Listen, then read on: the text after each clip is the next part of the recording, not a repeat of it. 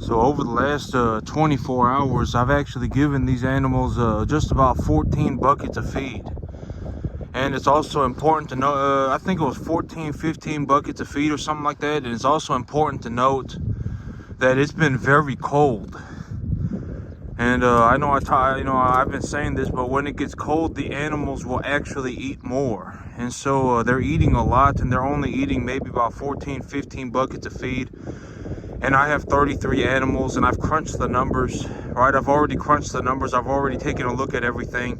And, the whole thing about this, as long as I'm feeding less than 20 buckets, then when I'm feeding 20 buckets, I effectively make about $3,500 a month. So when I'm feeding less than 20 buckets, I do better I do better, right? That's kind of the break-even point. I said, under any circumstance, I don't want to be in a situation where I'm making less than $3,500 a month. But here's the thing, even right now, I've had these animals on this much feed for 3 days. All right, I've been feeding them like this for 2 or 3 days. Here in about 2 weeks, the grass is going to grow back, and the animals are probably only going to be eating maybe not even half.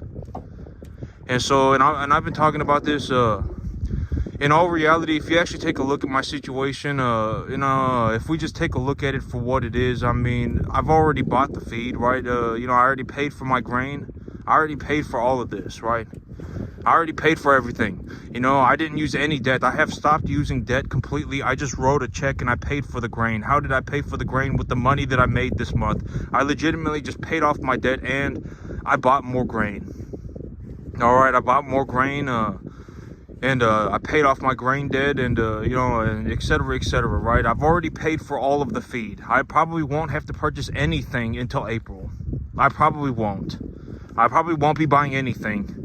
Probably if for 5-6 weeks, I probably will not buy anything at all. Right here in about 3 weeks, my grass is going to start growing back too. My grass is going to start growing back probably this weekend. Within 3 weeks, within 2 weeks, these animals, within a week probably even, these animals will be getting at least half of their diet in the grass, if not even more. I mean, and even right now, I'm feeding about 15 buckets a day, and these animals are eating a lot. So, if you want to take a look at it, like next month, maybe let's just take a look at it for what it is, right? Like, we could talk about it in terms of monetary value. We can talk about it in terms of cattle. It doesn't matter. It's all the same thing. Next month, if I sell 7 cattle and their average weight is 650, then, and I don't have to buy anything, then how much money am I going to make? Right? I mean, let's just think about it. Let's just be reasonable about it and give it a reasonable number. How much money am I going to make? Is that all of the money that I'm making? No, it's not. It's just the money that I'm pulling out of my business, right? I mean, I'm not going to damage my business to pull more cash out of my business. Why would I do that? Right? I mean, maybe I end up pulling, whatever, $12,000 out next month. Maybe I end up pulling about $12,000 out of my business next month.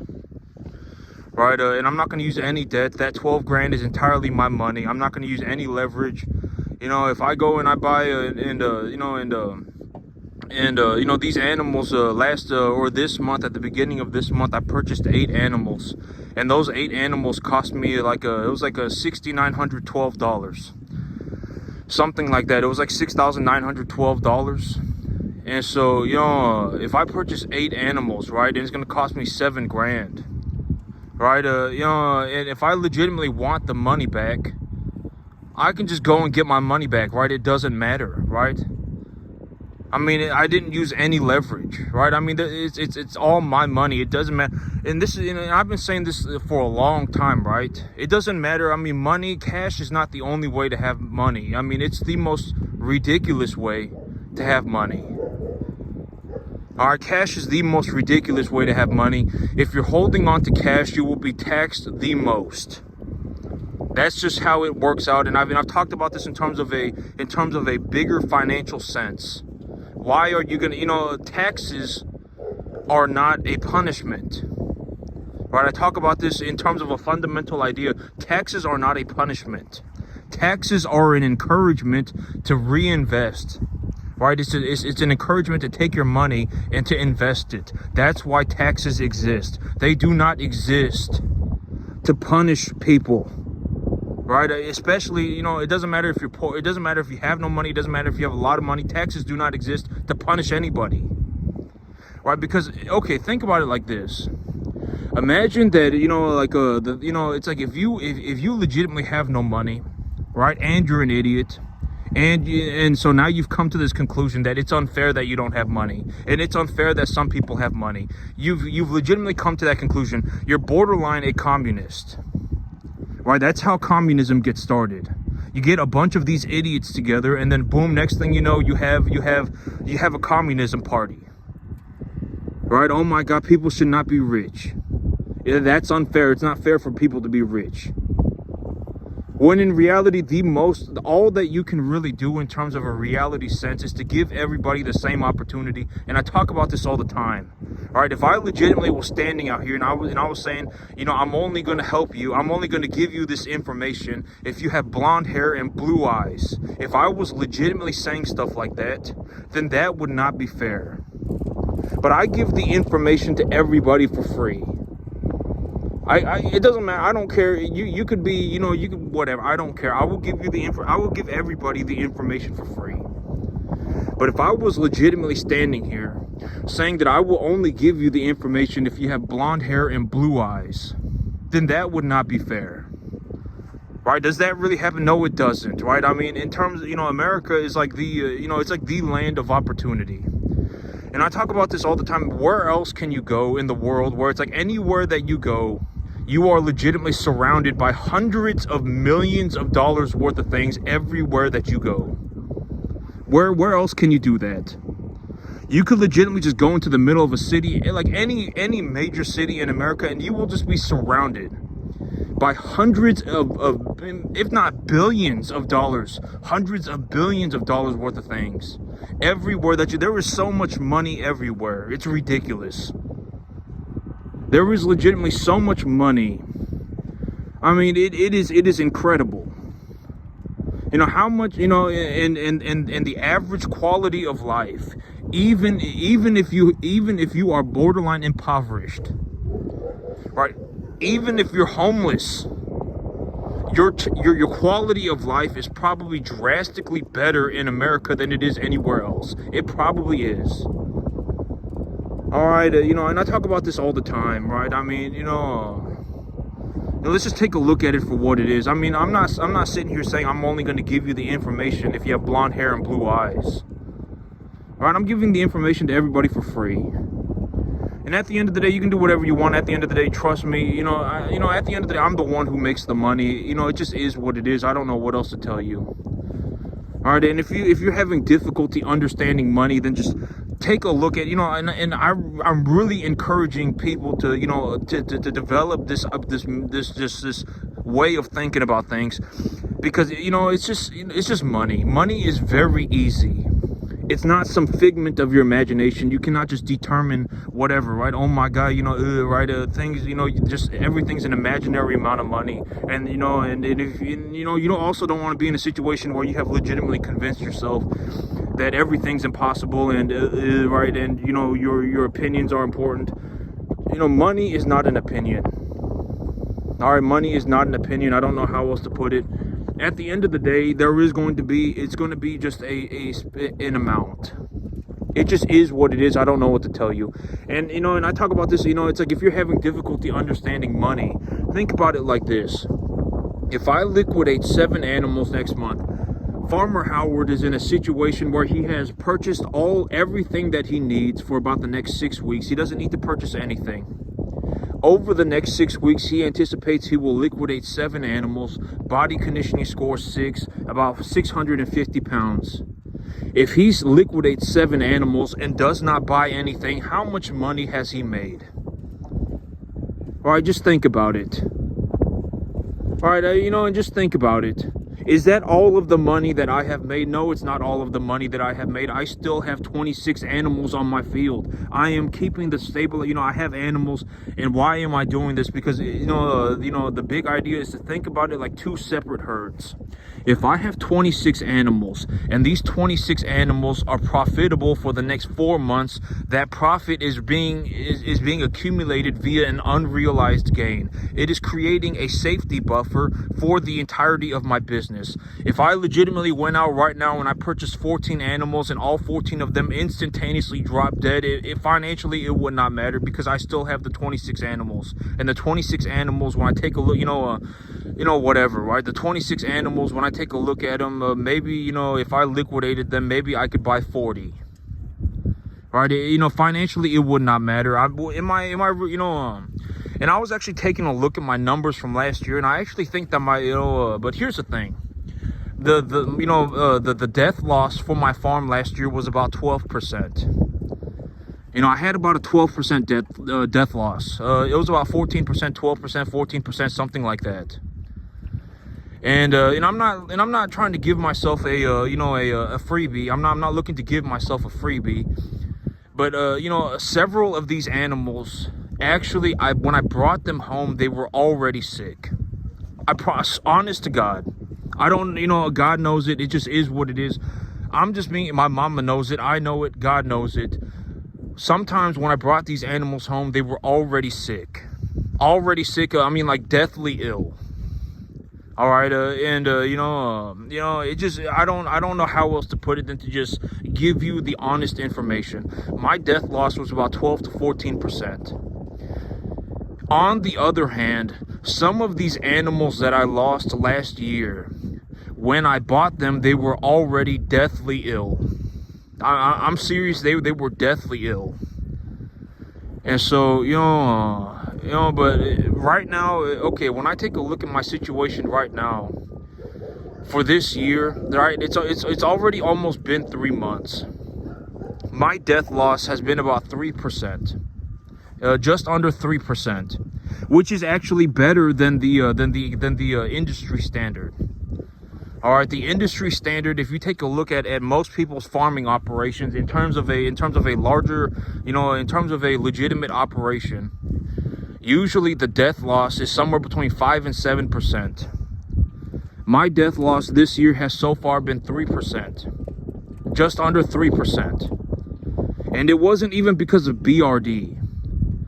It was, but a death is a death, right? Death loss is a death loss. And, the animal died because they were eating, and when I saw them eating grass like that, when I took him off the feed and I put him on the grass, I realized that he was starting to bloat, and he had been bloating for 3 or 4 days, and I should have put him back in the preconditioning pit and put him back on feed, right? I should have taken him off the grass, but he bloated to death on the grass.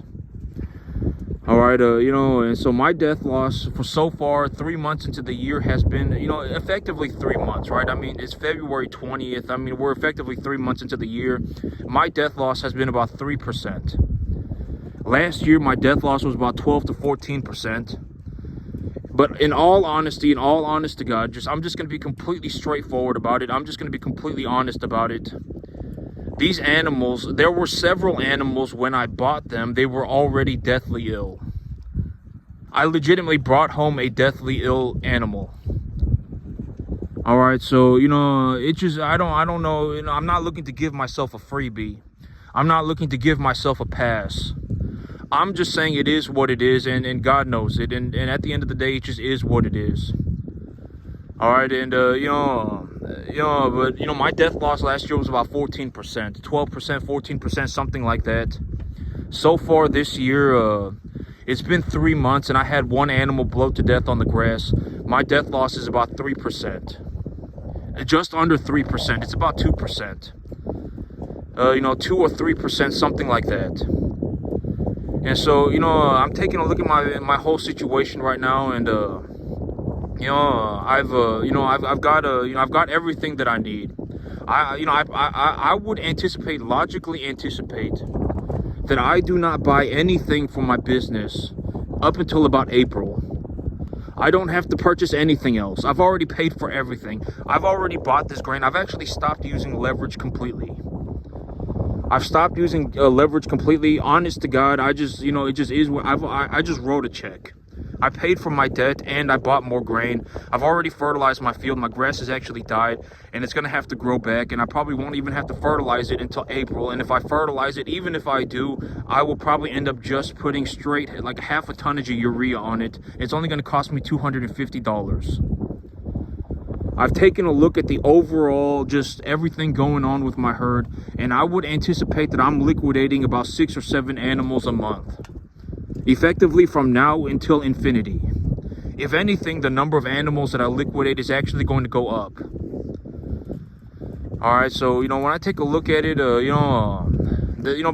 let's just take a look at it for what it is, right? I mean, next month I'm not going to be buying anything. I'm going to be liquidating 7 animals. I still have 26 animals left over, right? Let's just take a look at it for what it is. Right, I mean, and then just crunch the numbers, right? I mean, come up with a reasonable idea for yourself. There is no way for me to think for you. I can just present the idea, and then you whatever, right? If you want to think, and at the end of the day, it's not a good idea to just accept my idea. You should sit there and think about it for yourself. Cattle are a global commodity. If you are going to look to see how much does an animal cost, how can you do that? You go on the stock market and you look up feeder cattle price. What is the feeder cattle animal? When you go on the stock market and you look up feeder cattle price, what is that price for? An 800-pound commodity steer, well conditioned, etc., just a commercial animal. All right, that's what that price is for. All right, it's not that's how you do it. That's how everybody does it. And I've already talked about this. I'm not the only person that does it like this. Do I do it the best? Am I one of the best at it? Sure, but I mean, everybody who is effectively, very good at the business is effectively doing the same thing. And I'm not even going to say I'm the best, because the thing about it is that I live in this whole situation where it's like, I understand what I'm very good at. And the very good thing about me is that, I could legitimately just be on a field by myself with nothing. And within 6 months, I would have started myself a multi-million-dollar business. That's the big benefit of me. I would say that, if you just take a look at it for what it is, my 10.5 acre field probably makes close to $25,000 a month. It probably does. Somewhere around 15, 20 grand. Let's just lowball it. Let's say 15 to 20 grand. It's probably going to be about $20,000 a month. It probably does. I don't know anybody that can even do $2,000 a month on a 10.5 acre field. I don't. And I already talk about these different assets, right? Grain to me is tax deductible. And in all honesty, if I buy 2,000, and think about it like this, and and I've said that grain, when I keep track of how much I'm feeding the animals, and I keep track of their conditioning, right? All right, and there are many ways to keep track of these different metrics. If an animal is putting on more than 2.5 pounds a day, then what is going to happen? They are slowly going to become obese, right? They're slowly going to start to become obese. How do you check for this? Right? You check their body conditioning. If you can see any ribs on the animal is at a 5. If you can see one rib on the animal's at a 5. If you can see multiple ribs on the animal is a 4 or lower. Granted that you don't have some kind of a milk dairy animal. Dairy animals have more bones. They're more bony. All right, beef animals, if they're properly conditioned, most beef animals, if you're at a body conditioning score of 6 or higher, you won't be able to see any ribs on their body. And take a look at my animals, right? Do they look like they're thin? All right, do my animals look like they're hungry? No, they're not. I mean, these animals, their body, their body conditioning score, and I've already said that it's very difficult to take your animal's body conditioning score over a 6 or a 7 before their frame has completely stopped growing. If you have an 800-pound animal with a body conditioning score of 6, the feed yards really like those animals. That's the animal that they want. because that's just the commercial. That's how they do things, right? I mean, take a look at these animals. Does this animal look skinny, right? I mean, does this animal look like he's malnourished, right? I mean, these animals are not, and can you see any bones on his body? You can't see any bones, right? Then that means they're at least a 6, right? I mean, a 7, they would have to start becoming almost rectangular. Like there was so much fat on their body that they're becoming actually rectangular, a little bit rectangular. But this is a good example of a 6, right? And this animal is actually going to be going to market here in about a month. All right, so, I would hope that he's not at a 5, because I can't take him from a 5 to a 6 in 1 month, right? And, let's take a look at the animals that are going to market, right? Like this is one of the animals going to market next month. This is one of the animals going to market next month. That one right there is another animal going to market next month. This is another animal going to market next month. All right, none of them are skinny, right? And I mean, none of them are malnourished, right? And how much do I anticipate when I take a look at the long-term data, right? I mean, I've been collecting information for about 2 years, and I've been collecting, I've been doing this more or less for about 2 years, right? I've been more or less doing this for about 2 years, and on the average, if I just do okay, I put on about 75 pounds a month per animal. Realistically, I've actually, in this whole situation with the commodity market where it is, I'm actually probably putting on closer to 3.25 a day. And why is that? Because, the whole thing about feed is that think about it like this. If I buy $2,000 worth of feed and I feed it to the animals over the next month and a half, let's just say whatever, month and a half, if I feed it to them over the next month and a half, and when I do that, I will actually get like $2,500 back, right? I'll actually make a positive return. Granted that I'm utilizing the proper grain and I'm feeding a majority of these animals' diet on grass, and if I'm not feeding a majority of their diet on grass, I am taking a look at how much they're eating, and I'm running my feed calculations, right? I've actually determined that I am making a positive return on this feed. Then why would I not buy the feed? Right? If you put $2,000 into something and you get $2,500 back, is that really an expense? Does that really cost you anything? It doesn't cost me anything to buy the grain. I make money by feeding the animals grain. It makes me money. All right, think about it.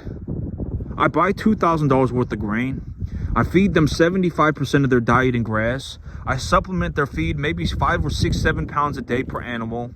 And when I do that, the extra grain actually manages to put on about an extra pound per animal. And if that happens, I make a positive return. Why would I not feed the grain? Right? I mean, think about it. And this is how I do everything, right? I mean, if I have, let's say I have $10,000 in the bank account, and I take a look at an asset, and I say this asset is being, a reasonable appraisal value for this asset is $10,000, and I have $10,000. If I purchase this asset, I have a reasonable belief for why it will go up by 10% a year. I legitimately believe that this asset will go up by 10% a year. Then why would you not purchase the asset? Right? It has an equitable evaluation. If you legitimately want your money back, you can just liquidate the asset. You bought the asset and the thing is going to go up by 10% a year. In all reality, when it comes to the cattle business, I more or less make about a 100% return on my money every year. I about double my money. I purchase the animals, I buy them at $200, I sell them at $650. I grow the grass for them, I make sure that they're healthy, I put them on the right diet, I keep them gaining properly. I buy commercial animals, I raise them to a commercial standard, and then most of the time my animals almost always all end up going to a feed yard. A big feed yard in the North Texas, the Panhandle. All right, almost all of the animals end up going that direction. And so, and I've already talked about this, and this is a very real, and I say, why do I raise commercial beef animals, right? Why do I raise commercial beef animals, and why do I raise them to a commercial standard? Because the commercial beef industry is a massive industry, multi-trillion-dollar industry. I mean, they legitimately buy and sell, countless cattle every single day, every single year. I mean, practically every single day, not every single day, but practically every single day. They are buying countless amounts of cattle all the time. Right? Do you think that people are ever going to stop eating beef? Like, think about it. I legitimately believe that within 40 years, the price of beef will actually go up. That's what I believe.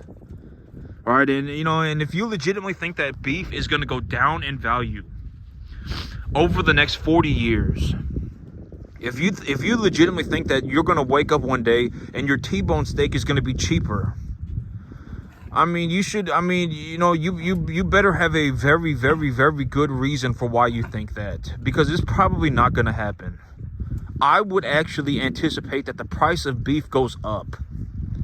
All right, and I talked about this, when I 15 years ago, when I would buy a steak, you used to be able to buy T-bone steak for $8-9 a pound. About 10 years ago, 15 years ago, you used to be able to buy T-bone steak for it was like $7, $8, $9 a pound. Nowadays, it's like $12. Right, nowadays it's like $12, $13, $14 for 1 pound of T-bone steak. The price of beef is probably going to go up in 40 years. All right, and the whole idea of inflation, right? And I've been talking about this. We're probably going to have to. There will probably be. Here's the thing: inflation in reality is a good thing. All right, inflation, but it's not a good thing when you have central planners printing a bunch of money. Then it's not a good thing. And I was actually watching this thing about the Doge stimulus, right? They're thinking about giving $5,000 to everybody, and that's a horrible idea, right? And I remember during COVID, during the pandemic, I actually I was very against giving people stimulus money. I was very against, because that's borderline communism. If you start, because at the end of the day, $5,000 is not going to save anybody, right? I mean, it's not. $5,000 is not going to save anybody. I mean, if you legitimately think that $5,000 is going to save you, you should probably just go and get a better job or something, or figure it out. $5,000 is not going to save anybody. And giving people money is borderline communism. I mean, we're better, I would say that, but what do I know? And I've been taking a look at the whole overall thing, and it's like, why would the government be thinking about another stimulus and, and inflation, and, but then again, I'm not a politician. I have, whatever, right? And what do I know? I'm just a dude in my backyard running cattle, but but giving people money is borderline communism. All right, giving people money is borderline communism. All right, that's not good. $5,000 is not going to do anything for anybody. All right, if you legitimately are in a situation where you think $5,000 is going to save your life, that's very not good. That's very not good. You have a massive pile of problems. $5,000 is not going to save anybody. All right, you're probably under a massive pile of problems. All right, but I've also been looking at the bond market. And the bond market, I talk about the bond market all the time, and the overall asset market all the time, right? The bond market and the overall asset market are effectively on a counterbalance. And the bond market is showing a little bit of a, maybe it's about to go on a little bit of a bull run. And and that might also be why the government, why Elon Musk and President Trump and Elon Musk is the one who runs Doge. I don't know if he runs Doge or if he's but Elon Musk runs Doge, and President Trump is the president, and they're talking about stimulus, and I've been looking at the bond market. I've been looking at the bond market for a couple of months, or for like 2 months now, and the bond market looks like it might be doing good. No, I'm not entirely sure, but the bond market looks like it might interest rates might be going down, and if interest rates go down, but okay, in all reality, the whole thing about inflation is that inflation is technically a good thing, because what inflation means is that there are so many goods and so many services in the economy that are so just good, right? There are so many goods and so many services in the economy that are just such a desirable thing that people are running out to buy them. And when people run out to buy them, that money is chasing the goods and the services. And if there are a lot of people chasing the same good, like imagine that you have something that's just revolutionary and it's going to change people's lives on a massive scale, and everybody goes out to buy it, then there's a lot of money chasing that good, right? Imagine that there's a service that is so revolutionary that it is going to change everybody's lives. So everybody wants to go and buy it. Well, when everybody takes their money to go and purchase that good or that service, it will inflate that good or service, right? That is how inflation should happen. And so inflation in theory is a good thing. Inflation happens when there are so many things in the economy that are just such a phenomenal product. They are just such a phenomenal thing that people are running out to buy them in mass. And when that happens, then you have inflation. But in reality, with this whole thing with the government printing money and dumping money into the economy, not even the government, the central bank, that is not good inflation. That is not good inflation. That is like communism inflation. That's not good inflation. All right, that's not good. In reality, the best way to have inflation is to have a bunch of people, is to have such a large amount of goods and services in the economy that are so just good for the people, that the people have decided that they want to go and buy these goods and services. When that happens, they will bid up the price of said good and said service, and that will cause inflation. That is good inflation. And that inflation will also then be counterbalanced by the interest rate. That's how the economy should work. Right? The government should not be, dropping rates and, dumping, printing large, the central bank should not be buying bonds and printing trillions of dollars. That's not good inflation. All right, and we shouldn't be inflating the economy that way. But then again, what do I know? I'm not an economist, right? But the whole debt situation with America, we should probably be paying back the debt. That should be the most top priority, right? Paying back some of the debt, making the debt more reasonable, should be somewhat of It should be pretty, that should be relatively higher than giving everybody $5,000. All right, that's what I think. But then again, what do I know? That's what I think. I think it would be better it would be better if we reduced the debt load of the country before we started giving everybody $5,000. But then again, I'm not for any sort of stimulus. I don't believe in stimulus. I see stimulus as communism money. That's what I think it is. I think it's communism money. I don't want the $5,000 from the government. I don't care about $5,000. $5,000 is not going to save anybody. All right, take that money and pay down the debt I would rather see that happen. But then again, whatever, right? But inflation in theory is a good thing. When it happens for the right reasons, it is a good thing. All right, there should be, there are economic cycles, right? I mean, there's inflation, there's deflation, and then inflation and then deflation. Things should not just be inflating forever, right? I mean, backstopping every single recession with trillions of dollars and taking the interest rates to borderline zero, maybe, and stuff like that, maybe even negative. Who knows, right? I mean, that's not exactly a long-term solution. All right, that's not exactly a long-term solution. But I've been taking a look at the bond market. I've actually been watching the bond market for about a month now. And I actually took a look at it again this morning because I thought it was interesting that it's like, why are they talking about a Doge stimulus? Why are they talking about giving everybody $5,000? And I was taking a look at the bond market, and the bond market looks like it's actually doing pretty good.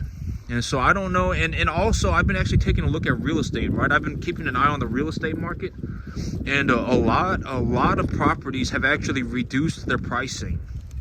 Prices in the area are actually going down. And so, and I was like, well, that's another, real estate is a very significant asset class, right? And if the interest rate is tanking, and overall assets are going down too, then real estate should be going down as well. So, I was like, it's an interesting situation, right? Because I was taking a look at it, and I was like, why would the government be looking at stimulating the economy again? Why would the government be looking at giving everybody $5,000 checks? And I took a look at everything, and then I took a look at the bond market, and then I thought about it, and I was like, well, the economy might be headed for a little bit of a hardship. But I mean, it doesn't matter. Hardship doesn't, whatever, right? Hardship is not the end of the world, right? I mean, it's not. I mean, it doesn't matter, right? I mean, boo-hoo, right? I mean, things are going to be difficult, right? I've always said that, the good thing about hardship is that you really find out who you are. Right, I mean, it's the economy might be hard for a little bit. It doesn't matter. We might have some difficulty. I mean, the economy might be bad for 4 or 5 years. It doesn't matter. It honestly doesn't, right? I mean, what matters, the big picture idea is, like, we should probably be working on paying down the debt. All right, we shouldn't just be thinking about stimulating the economy forever. Forever stimulus is the big idea, right? We shouldn't be thinking about forever stimulus. Oh, maybe we can just continue to print money and inflate assets and modify the interest rate, and if we do that, everything will just be gravy until infinity. That's not a good idea. Right, I mean, paying down the debt a bit would, but then what do I know? I'm not an economist. Even if the economy rolls over, but I mean, if the economy rolls over, paying off the debt is going to become more difficult. I mean, it's kind of like this, and actually, that's a good point. If the economy does roll over, then it will actually be harder to pay off the debt. So I mean, but Trump is talking about tariffs and using tariff money to pay off the debt too, and that's a good idea, because then you're not having to reach into the pocket of but I mean, you're not having to, tax your own citizens to pay off the debt, right? And so that's a good idea too, right? I mean, that's a good idea. I'm all for the tariffs, and and the whole thing about it is that if just to whatever, right? If the economy becomes difficult, it doesn't matter. All right, over the long term, it won't matter. All right, it won't. I mean, some hardship, what does it matter, right? I mean, figure it out. I mean, it just, it's whatever. And, and I definitely don't want a $5,000 check from the government. All right, a $5,000, the government handing out money to people, that's borderline communism. That's borderline communism. All right, I don't want the $5,000. All right, trust me, I don't. All right, I would rather see the country as a whole do better. What is something that could make the country as a whole do better? Probably paying off some of the debt. But then again, if the economy rolls over, then paying off the debt becomes more difficult. Right, and so, it's kind of like this delicate balance. I mean, we can't just divert all of the money to paying off debt, right? We can't just do that. Right, I mean, we got to keep the country has to keep running. I mean, we can't just divert all of the money, right? So I mean, the country has to keep running. But handing people $5,000 is not going to do anything. All right, handing people $5,000 is not going to do anything. And if anything, that's borderline communism. All right,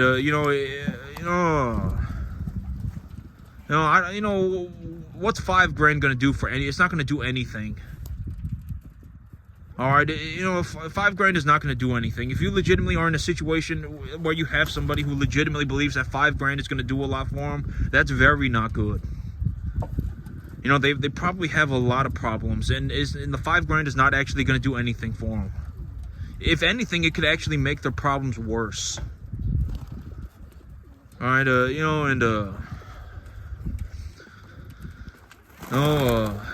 but yeah, I mean, I've been taking a look at everything, and I've been taking a look at the bond market, and I took a look at everything, and I think that the economy might be rolling over for a little bit. I think we might have a little bit of difficulty here. The bond market looks like it's going to do pretty good. The real estate market in my area is actually going down. And you know, I've been seeing this thing about a new stimulus plan, about a new stimulus package using the Doge money, a portion of the Doge money, to stimulate the economy. And I think that we might be headed for a little bit of hardship. Like we might be headed for some hardship, but I ain't worried about it. I ain't worried about it. You know, it don't matter to me. All right, you know, if you got, you know, the thing is that, you know, a lot of times is that when you have, you know, I've always said, this is gonna sound horrible, but I'm just gonna say it because if there are 50 idiots in a room, right, and they've all banded together because, oh my God, we all, you know, whatever, right? Now we're gonna make some Power Ranger Megazord, and you know, now that there's 50 of us, now you know, now our opinion is more important. But that is not, that's not how the world works. If you have 50 idiots in a room, you don't have some Power Ranger Megazord, you just have 50 idiots in a room. All right, you know, giving everybody $5 is not going to help anybody. And if there is hardship and, you know, oh my God, I can't believe it, things are difficult, I can't believe it. I mean, you're just going to have to deal with it. Life is not a journey. There is always going to be hardship. That's just how it is. Life has been hardship. There has been hardship in life forever. Since the beginning of humanity, there has been hardship in life. I don't know what else to tell you. It's not going to change. All right, you're just going to have to deal with it, and you're going to have to do better for yourself. All right, you know, there probably will be some hardship over the next few years. That's what I'm anticipating. And I've been taking a look at everything, and that's why I've reasonably deduced that I believe that there's going to be some hardship. The government is talking about stimulus. The bond market looks like it's going up. And real estate, large-scale real estate in my area is actually going down in price. There are a lot of price cuts in my area. And so I've been taking a look at everything, and then I just kind of crunched it all together, and I think that there's going to be some hardship. All right, but you know, boo-hoo, right? I mean, oh my God, things are going to get difficult. It doesn't matter. All right, figure it out. The government is not here to save you. The government is not here to be your little, whatever, safety cushion. All right, the government is not going to do anything for anybody at the end of the day, you know, and the government is important, but, you know, you should not be looking to the government to save you. You should not be blaming the government for your hardships. You should not be looking to government for solutions. All right, that's not a good idea. You should just go and figure it out. Life is hard, deal with it. All right, but I think that there's going to be some hardship. And I've taken a look at various things, and that's what I've logically deduced. There's going to be some hardship. But it doesn't matter, all right? And a lot of people, and I actually, you know, and I remember I said something about this a long time ago, but, and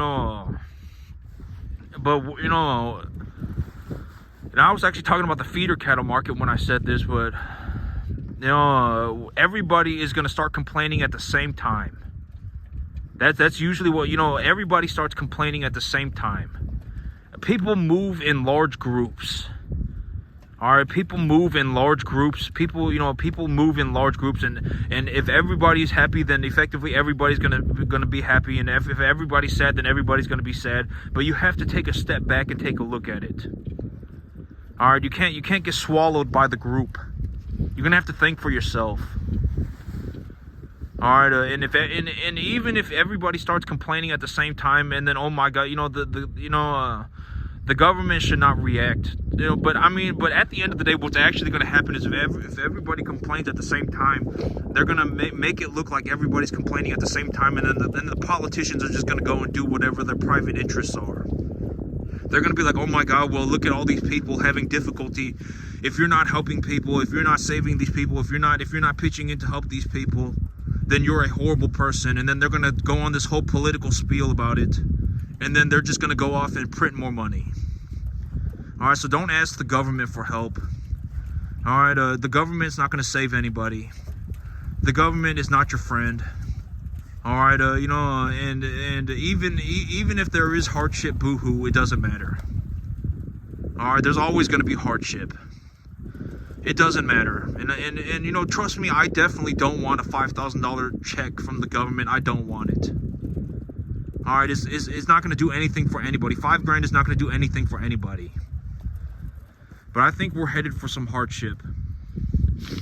All right, and but asking the government for help is a horrible idea. The government is not going to save anybody. All right, and just deal with it. Do better for yourself. Come up with a reasonable plan for yourself. Right, and what is something that you can do? Find some good assets. Purchase those good assets. Purchase them at appraisal values. Have a reasonable idea for why those assets are going to go up in value. And then have fun. Get a better job. And then have fun. Alright, and after a while, you'll never have to worry about money again. Alright, but that's it for me today, YouTube. Y'all have a good one.